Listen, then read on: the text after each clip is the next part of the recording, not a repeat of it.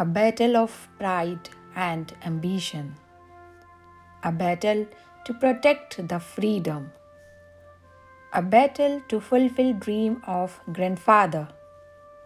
A battle that turned a brutal king and war machine into a Buddhist monk. And when that battle was fought near the river Daya in Dholi, Odisha, Daya river is said to have turned red with the blood of many deceased after the battle. Yes, today we'll explore Battle of Kalinga that happened between the two great nations for the great purpose. So without losing time, let's start today's video.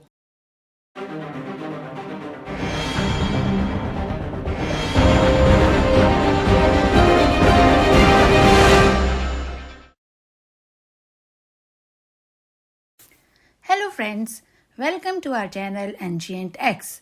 Please subscribe the channel and hit the bell icon for the latest updates.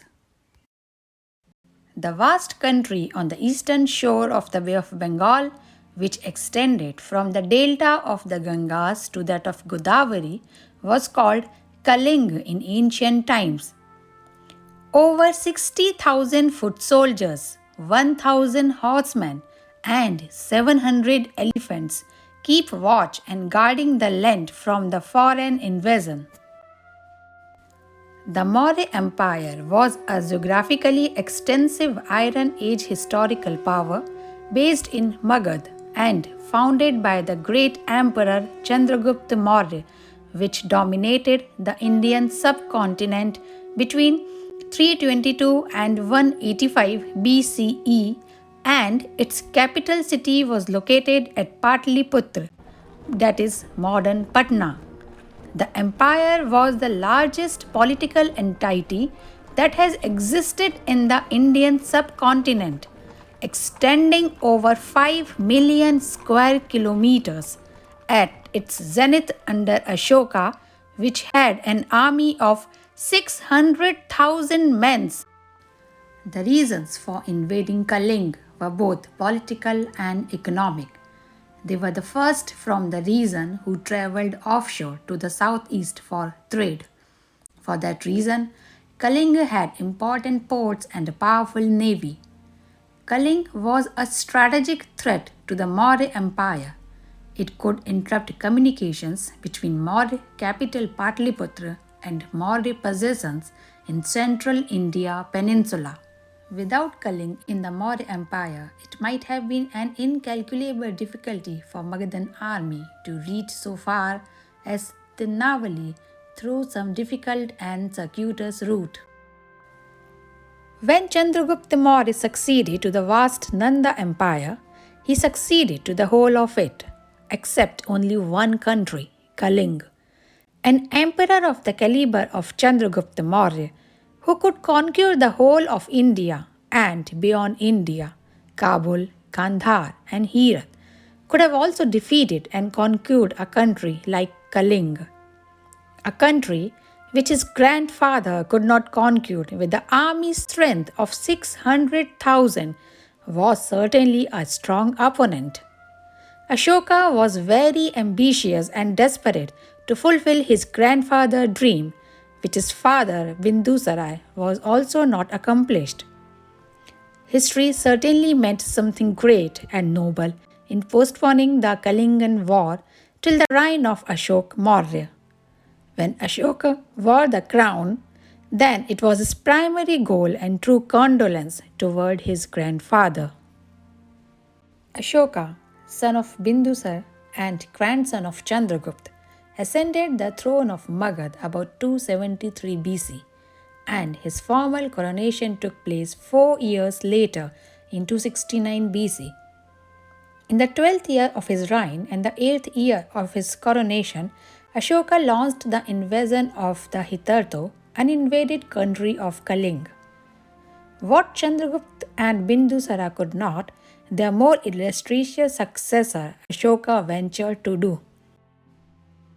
The story of the destruction in Kalinga due to the war was inscribed on stone that was built by Ashoka. According to that beloved of the gods, King Priyadarshi conquered the Kalingas 8 years after his coronation. 150,000 were deported, 100,000 were killed, and many more died. After the war and successful conquest of Kalinga territory, Ashoka annexed Kalinga to his great empire. The innumerable ports of Kalinga came to be used as gateways for his missionaries to oversea lands. The maritime trade and traffic of the Maurya Empire was equally destined to pass through the Kalinga outlets. After the Kalinga War, Ashoka heart got change, and he started his journey on the path of dharma and compassion. He promoted dharma until his last breath, 232 BC. The truth which Chandragupta could realize about the Kalingas, probably Ashoka had failed to realize. After the war, probably Ashoka was also aware of what he had done to ruin the peace and prosperity of a great people, and how he had crippled a nation's very existence. To apply a healing balm over the wound of Kalingans, the repentant emperor did all that he could, and in a human and paternal disposition for the welfare of the conquered, he ordered all his officials in Kalinga. After the war, Ashoka completely devoted himself on the path of dharma for promoting and teaching the dharma.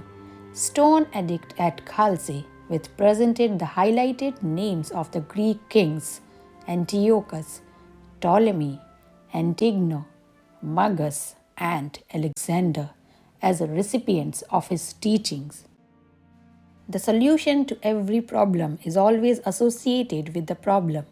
In the same way, the ray of the new word rises with every apocalypse. The outcome of this battle is extraordinary, which promoted an extraordinary peaceful religion to the entire world and established peace at the time of chaos.